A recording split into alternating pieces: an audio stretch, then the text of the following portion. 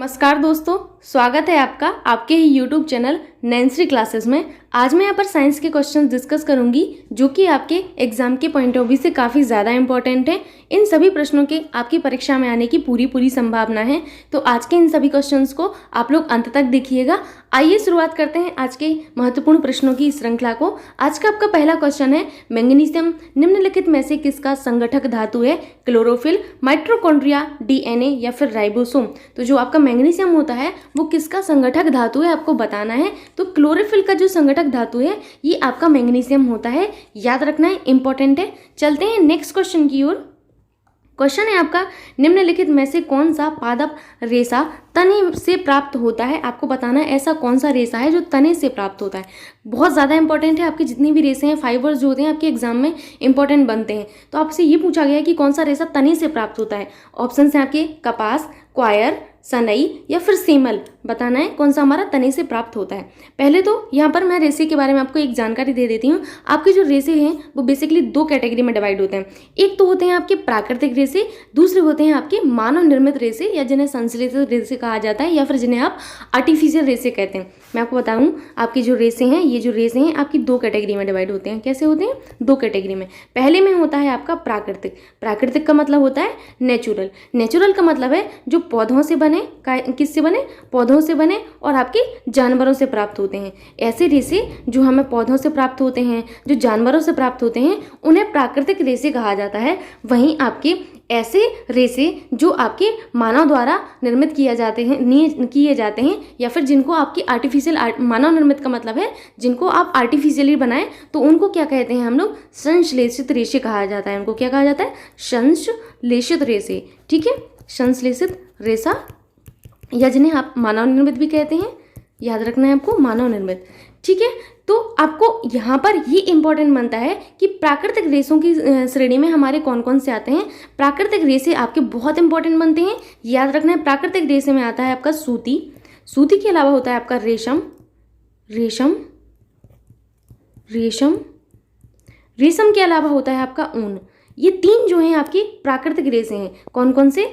सूती, रेशम और ऊन हमारे प्राकृतिक रेशे की श्रेणी में आते हैं, याद रखना है, काफ़ी ज़्यादा इंपॉर्टेंट है। ठीक है, वहीं आपका संश्लेषित रेशे की कैटेगरी में होते हैं आपके नायलॉन, नायलॉन, नायलॉन के अलावा होता है आपका रेयन। मैं यहाँ पर अलग से लिख देती हूँ, आपको समझ आएगा।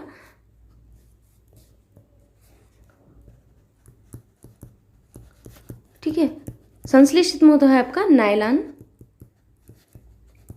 नायलॉन के अलावा होता है आपका रेयन, रेयन के अलावा होता है आपका पॉलिएस्टर। ठीक है, वहीं आपके जो आपके प्राकृतिक होते हैं, प्राकृतिक में कौन से आते हैं? प्राकृतिक में होता है आपका सूती, सूती के अलावा होता है आपका रेशम, ठीक है, और ऊन। ये आपके कुछ जो हैं आपके प्राकृतिक की श्रेणी में आते हैं। वहीं मानव निर्मित में नायलॉन, रेयन और आपके पॉलिएस्टर आते हैं।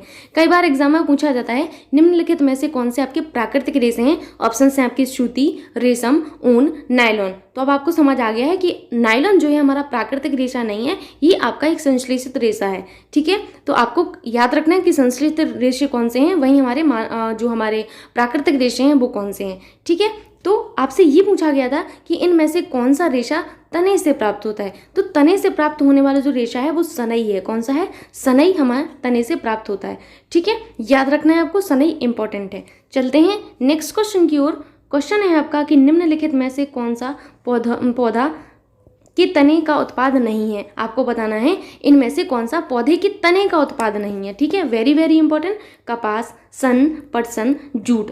यहाँ पर आपका जो कपास है, कपास आपकी तने का उत्पाद नहीं होता है। कपास हमें बीज से प्राप्त होता है। ठीक है, वहीं सन, पटसन और जूट तने के उत्पाद होते हैं। ठीक है, याद रखना है आपको कि तने के उत्पाद हमारे सन, पटसन, जूट होते हैं। कपास हमारा जो है तने से प्राप्त नहीं होता है। जूट हमें जो है, जूट का जो पौधा होता है, जूट का पौधा जूट के पौधे के तने से प्राप्त होता है। ठीक है, वहीं पटसन और सन भी हमें तने से प्राप्त होते हैं इसके पौधे के। कपास हमें तने से प्राप्त नहीं होता, कपास बीज से प्राप्त होता है। आइए जानते हैं कपास के बारे में। कपास जो है आपका, इसको सफ़ेद सोना कहा जाता है। क्या कहा जाता है? सफ़ेद सोना कहा जाता है, यानी कि आपका वाइट गोल्ड किसे कहा जाएगा? वाइट गोल्ड यानी कि सफ़ेद सोना आपके कपास को कहा जाता है। Very very important. ये जो कपास है ये आपके मालवेसी कुल का पौधा है। किसका?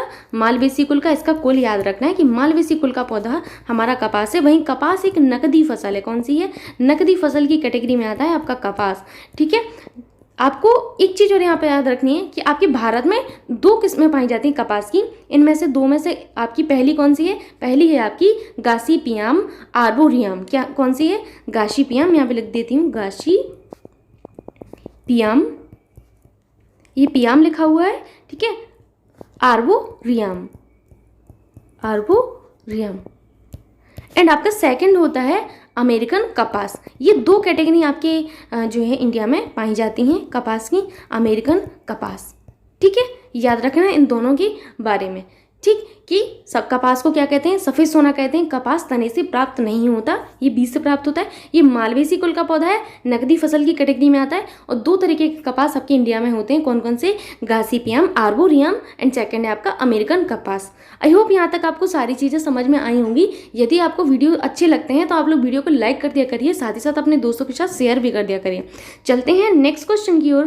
क्वेश्चन है आपका, पौधे भोजन का निर्माण करने के लिए निम्नलिखित में से किससे ऊर्जा प्राप्त करते हैं? प्रकाश संश्लेषण से, बैक्टीरिया से, कवक से या सूर्य से? तो आप लोगों को लग रहा होगा कि इसमें हमारा प्रकाश संश्लेषण होगा। आपके प्रकाश संश्लेषण से आपके पौधे जो हैं भोजन प्राप्त करने के लिए ऊर्जा प्राप्त नहीं करते हैं। जो आपके पौधे हैं भोजन का निर्माण करने के लिए ऊर्जा आपके सूर्य से लेते हैं। ठीक है, किससे लेते हैं? सन से लेते हैं। इसीलिए आपका 4th ऑप्शन एकदम करेक्ट होगा। चलते हैं नेक्स्ट क्वेश्चन की ओर। क्वेश्चन है आपका, तो क्वेश्चन है यहाँ पर आपका, प्रकाश संश्लेषण में कौन सा प्रकाश सबसे कम प्रभावी होता है? वेरी वेरी इंपॉर्टेंट क्वेश्चन, इसको इंपॉर्टेंट मार्क कीजिएगा और याद रखिएगा कि प्रकाश संश्लेषण में कौन सा प्रकाश सबसे कम प्रभावी होता है? नीला प्रकाश, लाल प्रकाश, हरा प्रकाश या पीला प्रकाश? तो सबसे कम जो प्रभावी होता है वो आपका ग्रीन होता है, ग्रीन लाइट जो होती है, यानी कि हरा प्रकाश जो है प्रकाश संश्लेषण की क्रिया में सबसे कम प्रभावी होता है। आइए चलते हैं नेक्स्ट क्वेश्चन की ओर। क्वेश्चन है आपका, प्रकाश संश्लेषण का अंतिम उत्पाद है कार्बोहाइड्रेट, ऑक्सीजन, कार्बन या फिर जल? बताना है। प्रकाश संश्लेषण जो आपकी क्रिया होती है उसका अंतिम उत्पाद क्या है?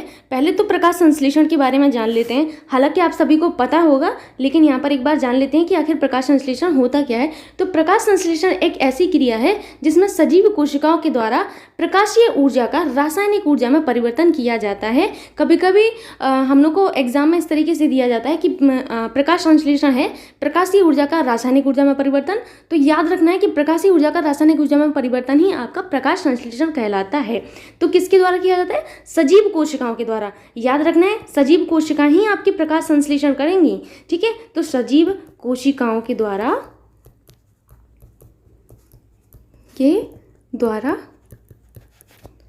प्रकाशीय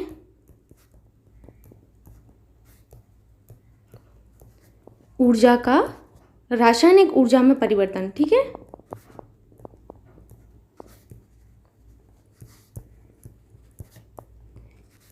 क्या कहलाता है?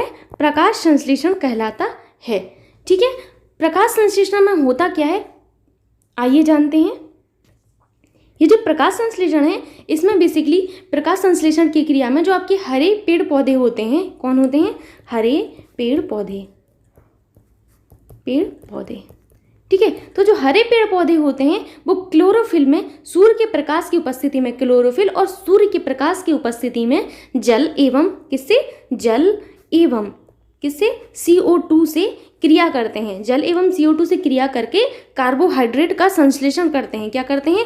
कार्बोहाइड्रेट का जो है संश्लेषण करते हैं और O2 एवं ऊर्जा मुक्त करते हैं। याद रखना है आपको कि आपके प्रकाश संश्लेषण की क्रिया में हरे पेड़ पौधे क्लोरोफिल में सूर्य के प्रकाश की उपस्थिति में जल एवं CO2 से क्रिया कर कार्बोहाइड्रेट का संश्लेषण करते हैं। साथ ही साथ यहाँ पर O2 यानी कि ऑक्सीजन और आपकी ऊर्जा का जो है निर्माण होता है, यानी कि ऊर्जा जो है यहाँ पर मुक्त होती है।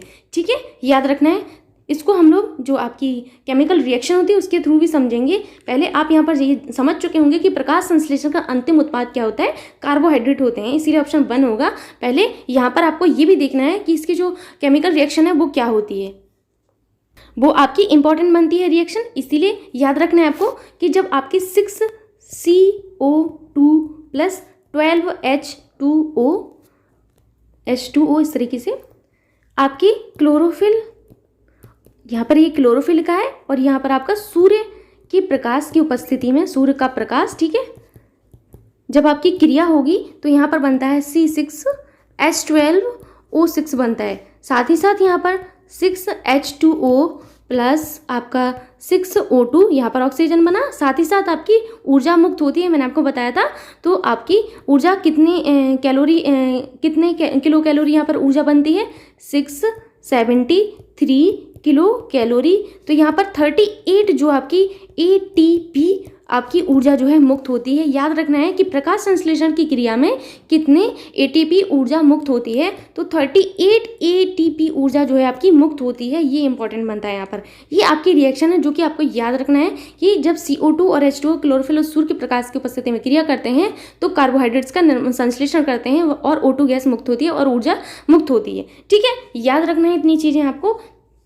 चलते हैं नेक्स्ट क्वेश्चन की ओर। क्वेश्चन है आपका कि प्रकाश संश्लेषण होता है क्लोरोप्लास्ट में, माइटोकॉन्ड्रिया में, ऑक्सीजन में, इनमें से कोई नहीं। तो आपको पता है कि हमारा प्रकाश संश्लेषण क्लोरोप्लास्ट में होता है। कहाँ पर होता है? क्लोरोप्लास्ट में होता है। चलते हैं नेक्स्ट क्वेश्चन की ओर।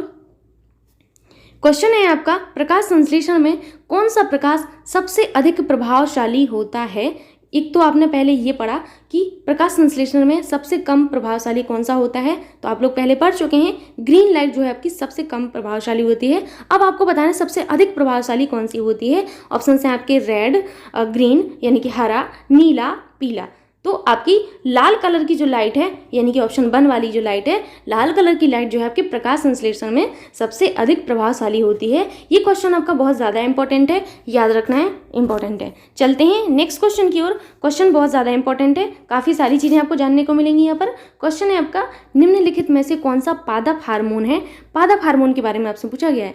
एक तो होते हैं आपके जंतु हार्मोन, एक होते हैं आपके पादप हार्मोन। यहाँ पर आपसे पादप हार्मोन की बात की जा रही है कि निम्नलिखित में से कौन सा पादप हार्मोन है।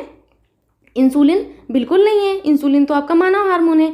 थायरोक्सिन नहीं है, थायरोक्सिन आपका मानव हार्मोन है। ठीक है, मतलब जो आपके मानव में सीक्रेट होता है वो हार्मोन है।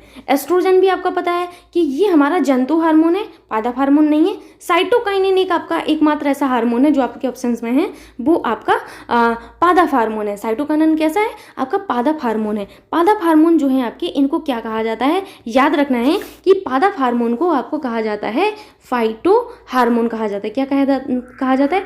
Phyto hormone. ठीक है, याद रखना है, इंपॉर्टेंट है। फाइटो हार्मोन किसको कहा जाता है? पादप हार्मोन्स को फाइटो हार्मोन कहा जाता है। ठीक है, पादप हार्मोन जो है पौधों को निश्चित आकार देते हैं। क्या करते हैं? ये जो आपके पौधे होते हैं, इन पौधों को निश्चित आकार देते हैं। ये जो हार्मोन होते हैं निश्चित आकार, जिस तरीके से आपकी बॉडी में हार्मोन्स का सीक्रेट होना, हार्मोन्स का बैलेंस होना इंपॉर्टेंट होता है, उसी तरीके से पौधों में भी होता है। ठीक है, तो ये जो पौधे हैं वो आपके पौधों को निश्चित आकार देते हैं। प्लस फूलों के लिंग जो है इनके लिए उत्तरदायी होते हैं। जो फूल होते हैं, फूलों का लिंग जो होता है, फूलों का लिंग, इसके लिए भी आपके उत्तरदायी होते हैं आपके हार्मोन। साथ ही साथ पत्तियों एवं फलों का जो बुढ़ापा है, पत्तियों किसका? पत्तियों एवं फल जो लगते हैं, फलों के बुढ़ापे के लिए कौन उत्तरदायी है? उसके लिए उत्तरदायी है आपकी पादप हार्मोन। यहाँ पर मैं एक चीज़ आपको बताना चाहूँगी, यदि कभी कोई बर्तनी में मिस्टेक हो जाती है तो आप लोग उसको करेक्ट कर लिया करिए जो मैं बोल रही हूँ उसके अकॉर्डिंग, क्योंकि कभी कभी हो जाता है मिस्टेक। एंड साथ ही साथ आपको ये भी याद रखना है, यहाँ पर मैं हिंदी लिटरेचर तो नहीं पढ़ा रही, आपको हिंदी ग्रामर तो नहीं पढ़ा रही हूँ, ना ही लिटरेचर का पढ़ा रही हूँ कि हिंदी अगर पढ़ा रही हूँ तो आपको इतना ध्यान रखना है। आप स्मार्ट हैं और आप सभी चीज़ें जानते हैं, तो आप लोग उसको करेक्ट कर लिया करिए। ठीक है, तो यहाँ पर आप लोगों ने पादप हार्मोन के बारे में जाना कि पादप हार्मोन करते क्या हैं। अब आपको ये जानना है कि आपके मुख्यतः पादप हार्मोन कौन कौन से हैं। अगर यहाँ पर आपको पता चल जाए और कभी एग्जाम में आएगा तो आपको पता रहेगा।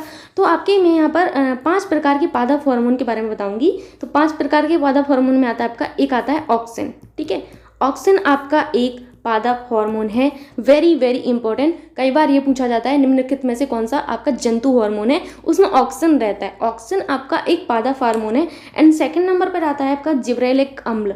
जिब्रेलिक अम्ल भी आपका एक पादप हार्मोन होता है, जिब्रेलिक अम्ल। ठीक है। एंड थर्ड नंबर पर आपका आता है साइटोकाइनिन। आप पढ़ चुके हैं साइटोकाइनिन के बारे में, अभी मैंने बताया साइटोकाइनिन। एंड फोर्थ नंबर पर आपका आता है इथाइलिन। क्या आता है? इथाइलिन, ठीक है। इथाइलिन के अलावा आपका फिफ्थ नंबर पर आपका आता है एब्सिसिक अम्ल। क्या आता है? एब्सिसिक अम्ल, एब्सिसिक अम्ल, ठीक है। ये जो है आपके पादप हार्मोन है, ये 5, इन पांचों को आपको याद रखना है, इंपॉर्टेंट है पांचों। आइए चलते हैं नेक्स्ट क्वेश्चन की ओर। क्वेश्चन है आपका कि ऑक्सीनोमीटर का प्रयोग किया जाता है, वेरी वेरी इंपॉर्टेंट। ऑक्सीनोमीटर का प्रयोग किया जाता है, आप लोगों को लग रहा है ऑक्सीजन मापने के लिए, ऑक्सीजन की दर मापने के लिए नहीं। आप देखिए, आप किस चीज़ को मापने के लिए ऑक्सीनोमीटर का प्रयोग किया जाता है? प्रकाश संश्लेषण की दर को मापने में, ऊर्जा की दर को मापने में, रस आकर्षण की दर को मापने में, या फिर वृद्धि दर मापने में। ऑक्सीनोमीटर का यूज़ जो है आपके प्लांट्स में जो ग्रोथ होती है कि प्लांट हमारा कितना ग्रो किया है, तो ग्रोथ आपकी जो होती है प्लांट्स में, किसमें? प्लांट्स में, growth in plants. Growth in plants जो होता है आपका ऑक्सीनोमीटर के द्वारा मापा जाता है। इसीलिए आपका फोर्थ ऑप्शन सही होगा कि वृद्धि दर मापने में ऑक्सीनोमीटर का यूज़ किया जाता है। चलते हैं नेक्स्ट क्वेश्चन की ओर।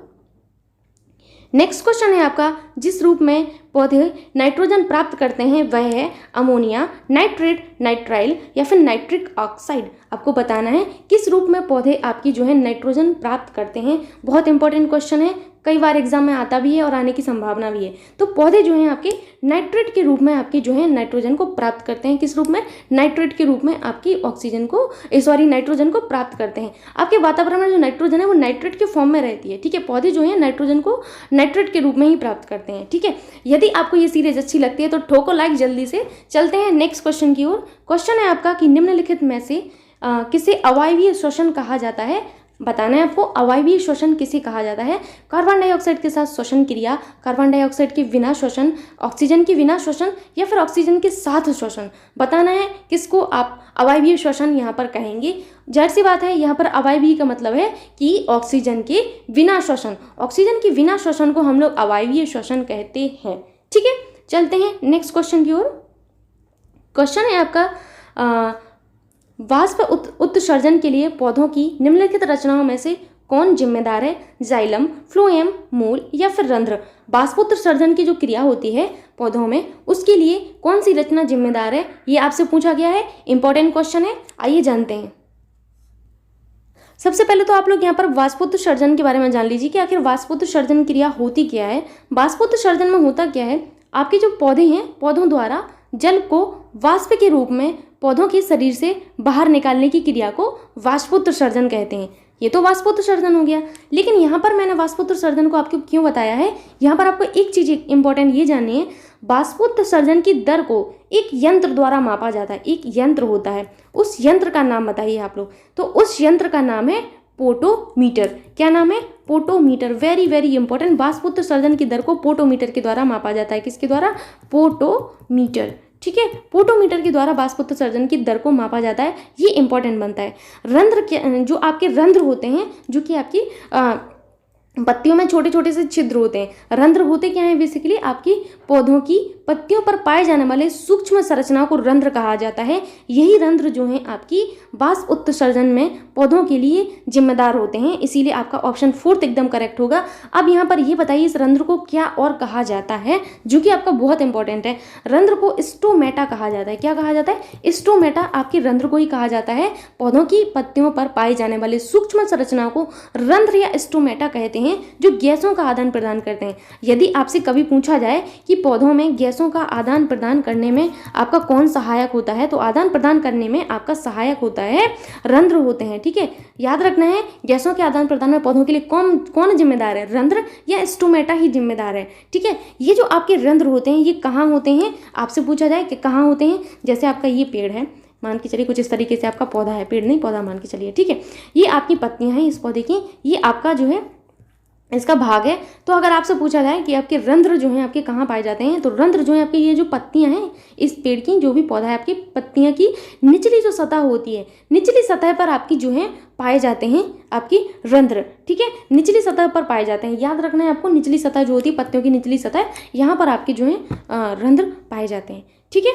चलते हैं नेक्स्ट क्वेश्चन की ओर। क्वेश्चन है आपका, पत्तियों से पानी के बाष्पीकरण को क्या कहा जाता है? ट्रांसपिरेशन, रेस्पिरेशन, प्रकाश संश्लेषण या फिर इवेपोरेशन। तो आपको बताना है पत्तियों में पानी के बाष्पीकरण को क्या कहा जाता है, तो इसे ट्रांसपिरेशन कहा जाता है। क्या कहा जाता है? ट्रांसपिरेशन कहा जाता है, ठीक है। वहीं रेस्पिरेशन का मतलब तो होता है आपका श्वसन, ठीक है। प्रकाश संश्लेषण आपको बता चुकी हूँ। एवापोरेशन का मतलब होता है वाष्पीकरण, ठीक है। चलते हैं नेक्स्ट क्वेश्चन की ओर। क्वेश्चन इंपॉर्टेंट है, आपको बताना है कि प्रकाश संश्लेषण होता है रात्रि में, रात्रि और दिन दोनों में, रात्रि में या फिर आपका दिन में, ठीक है, केवल दिन में। लास्ट ऑप्शन ये है। आपको बताना है कि प्रकाश संश्लेषण कब होता है, तो प्रकाश संश्लेषण की जो क्रिया है वो केवल और केवल दिन में होती है, क्योंकि इसके लिए सूर्य का प्रकाश जरूरी होता है। मैंने आपको बताया कि क्लोरोफिल और सूर्य आपके इंपॉर्टेंट होते हैं। क्लोरोफिल और सूर्य के प्रकाश की उपस्थिति में ही आपकी जो प्रकाश संश्लेषण है उसकी क्रिया संपन्न होती है। तो जो ये क्रिया है प्रकाश संश्लेषण की, ये केवल दिन में होती है, ठीक है। चलते हैं नेक्स्ट क्वेश्चन की ओर। क्वेश्चन है आपसे कि पृथ्वी पर सबसे अधिक बुद्धिमान स्तनधारी है? डॉल्फिन, हाथी, हिरण, हिप्पोज। आपको लग रहा होगा पृथ्वी पर सबसे बुद्धिमान आप खुद हैं, मान के चलिए आपका जो भी नाम हो, तो आपको लग रहा होगा मैं ही सबसे बुद्धिमान हूँ। जी नहीं, पृथ्वी पर सबसे बुद्धिमान है आपकी डॉल्फिन। कौन है? डॉल्फिन जो है आपकी सबसे बुद्धिमान होती है, ठीक है। ये जो डॉल्फिन है, इसी डॉल्फिन को 2008 में यानी कि 2008 में राष्ट्रीय जलीय जीव घोषित किया गया था। किसके राष्ट्रीय जलीय जीव घोषित किया गया था? किसको? तो राष्ट्रीय जलीय जीव घोषित किया गया आपकी डॉल्फिन को। ये आपकी गंगा में काफ़ी ज़्यादा मात्रा में देखने को मिलती है, गंगेटिक डॉल्फिन भी इसको कहा जाता है। तो 2008 में इसको राष्ट्रीय जलीय जीव घोषित किया गया। चलते हैं नेक्स्ट क्वेश्चन की ओर।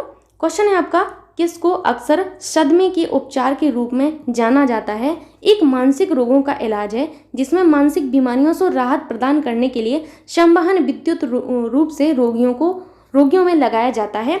आपके ऑप्शंस हैं इलेक्ट्रोमायोग्राफी, इलेक्ट्रोकार्डियोग्राम या फिर इलेक्ट्रोएंसेफालोग्राफी या फिर इलेक्ट्रोकन्वेंसिव थेरेपी। बताना है आपको कि किसका यूज सदमे के उपचार के रूप में किया जाता है, साथ ही साथ इसका यूज जो है मानसिक रोगों के इलाज के लिए किया जाता है या फिर मानसिक बीमारियों से राहत प्रदान करने के लिए किया जाता है। ये एक तरीके की आपकी विद्युत से संबंधित थेरेपी है। तो इसका नाम है आपका तो आपकी इस थेरेपी का नाम है इलेक्ट्रोकन्वल्सिव थेरेपी, ठीक है। इसीलिए आपका ऑप्शन 4 एकदम करेक्ट होगा। आइए चलते हैं नेक्स्ट क्वेश्चन की ओर। क्वेश्चन है आपका, मनुष्यों के लिए एलर्जी जांच रक्त परीक्षण में क्या शामिल नहीं होता? ऑप्शन है आपके RAST, एलिसा, IgE या फिर हीमोग्लोबिन A1C। बताना है आपको मनुष्यों में एलर्जी जांच रक्त परीक्षण में क्या शामिल नहीं होता है, तो इसमें आपका एलिसा शामिल नहीं होता है, ठीक है।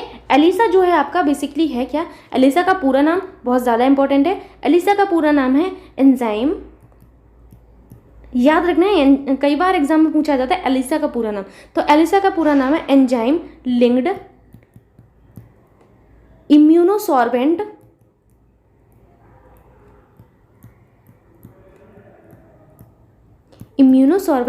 असे, ठीक है। ये आपके एलिसा का पूरा नाम है। बेसिकली जो आपका एलिसा होता है ये HIV की जांच प्रणाली है। किसकी? HIV की जो है आपकी जांच प्रणाली होती है एलिसा परीक्षण, ठीक है। वहीं आपका जो IgE है, इसका पूरा नाम क्या है? तो इसका पूरा नाम है आपका इम्यूनोग्लोबिन E, ठीक है। क्या नाम है आपका?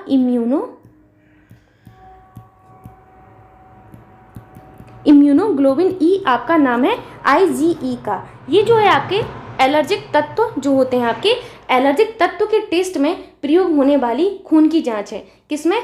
एलर्जिक तत्व के टेस्ट में होने वाली खून की जांच है। इसे आप लोग रास्ट भी कहते हैं। इसको क्या कहते हैं? RAST, यही है, ठीक है। इसको रास्ट टेस्ट के नाम से भी जाना जाता है। तो आप जान चुके हैं यहाँ पर कि एलर्जी जांच रक्त परीक्षण में कभी भी एलिसा का यूज़ नहीं किया जाता है, क्योंकि एलिसा का संबंध जो है HIV से, किससे? HIV परीक्षण से है। चलते हैं नेक्स्ट क्वेश्चन की ओर। तो क्वेश्चन है आपका, मनुष्य के शरीर में वर्टिब्रेट निम्न में से किसका भाग है? आंत, यकृत, मस्तिष्क या फिर रीढ़ की हड्डी। तो मनुष्य के शरीर में जो वर्टिब्रेट होता है आपका, वर्टिब्रेट आपके रीढ़ की हड्डी का भाग होता है। किसका? रीढ़ की हड्डी का भाग होता है। यहाँ पर मैं आपको कुछ स्थान और आपकी उनसे संबंधित हड्डियाँ बताऊंगी। स्थान का मतलब है आपका आपके शरीर के अंग, जैसे कि आपके जो कर्ण होता है यानी कि कान, ये सारी हड्डियां आपको याद रखनी है। यहाँ पर मैं लिख देती हूँ स्थान, यहाँ पर आपको लिखना है हड्डी, ठीक है। ये आपको एक ही जगह सभी कलेक्ट करके रखना है ताकि एग्जाम के लिए आपको दिक्कत ना हो। कई बार एग्जाम में सीधा सीधा पूछा जाता है कि फलाना हड्डी आपके शरीर के किस भाग में पाई जाती है। ठीक है, तो कान जो होता है यानी कि कर्ण, कर्ण में आपका इंपॉर्टेंट है स्टेपस, यानी कि जो आपके शरीर की सबसे छोटी हड्डी है वो स्टेपस है। आपका ऊपरा नेक्स्ट होता है ऊपरी बाहु, ऊपरी जो बाहु है, ऊपरी बाहु। ठीक है, पहला तो कर्ण है, दूसरा है ऊपरी बाहु। ऊपरी बाहु में आपकी जो हड्डी है जो इंपॉर्टेंट है उसका नाम है ह्यूमरस। क्या नाम है? ह्यूमरस। ठीक है, ह्यूमरस। एंड नेक्स्ट है आपका अग्रबाहु। अग्रबाहु की जो आपको हड्डी याद रखनी है, अग्रबाहु की हड्डी याद रखनी है आपको रेडियो अल्ना। क्या? Radio ulna. ठीक है, रेडियो अल्ना। ये जो है आपकी अग्रबाहु की हड्डी है जो कि आपको याद रखना है, इंपॉर्टेंट है। चलते हैं नेक्स्ट पर। कलाई जो होता है, कलाई में आपकी हड्डी इंपॉर्टेंट है, उसका नाम है कार्पल। कलाई की हड्डी को क्या कहते हैं? कार्पल्स कहते हैं। क्या कहते हैं? कार्पल्स। ठीक है, नेक्स्ट होता है आपका हथेली। हथेली की हड्डी जो है, हथेली की हड्डी को कहते हैं मेटाकार्पल। Fourth, fifth. ठीक है, मेटाकार्पल। क्या कहा जाता है? मेटाकार्पल्स कहा जाता है आपकी हथेली की हड्डी को। वहीं उंगलियां जो है, उंगलियों की हड्डी को कहा जाता है फेलेंजेस। क्या कहा जाता है? फेलेंजेन। ठीक है, उंगलियां। ठीक है, उंगलियों की हड्डी को क्या कहा जाता है? फेलेंजेन।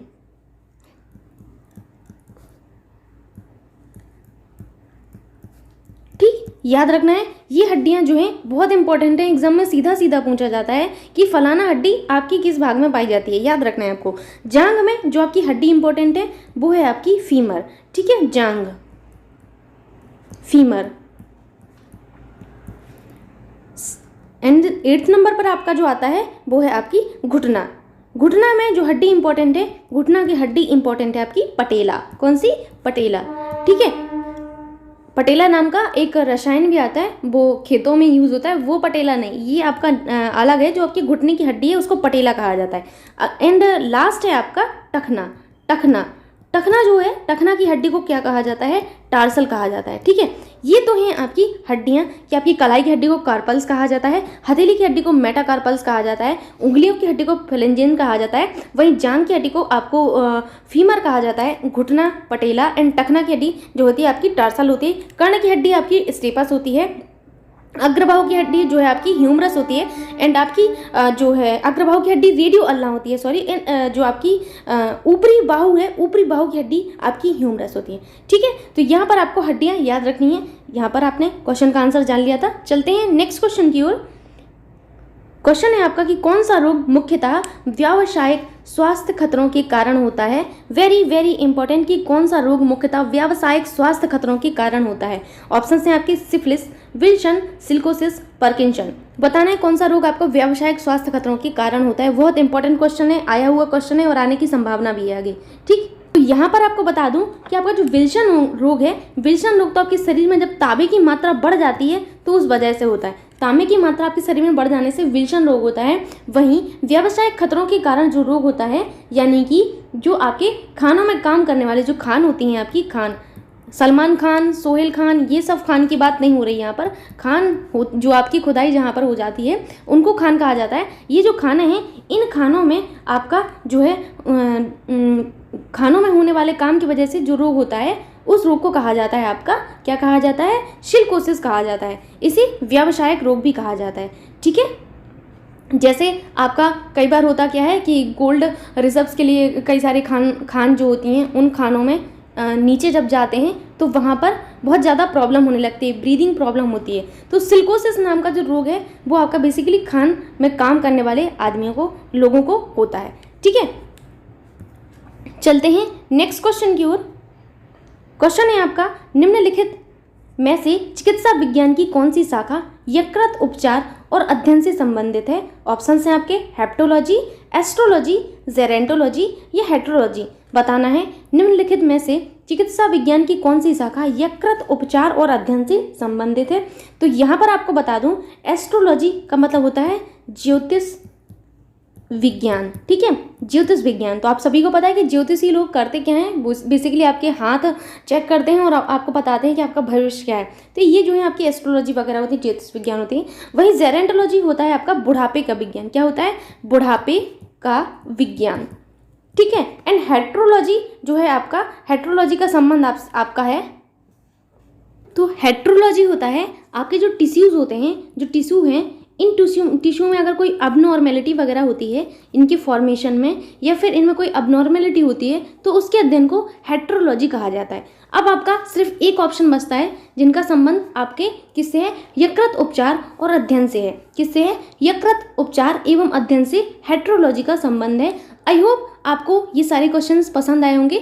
यदि आपको वीडियो अच्छा लगता है तो आप लोग वीडियो को लाइक कर दिया करिए, साथ ही साथ अपने दोस्तों के साथ शेयर कर दिया करिए।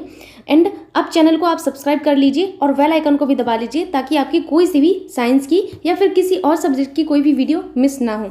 एंड इसी तरीके से बने रहिए नयनश्री क्लासेस पर, क्योंकि यहाँ पर आपको मिलेगी सटीक जानकारी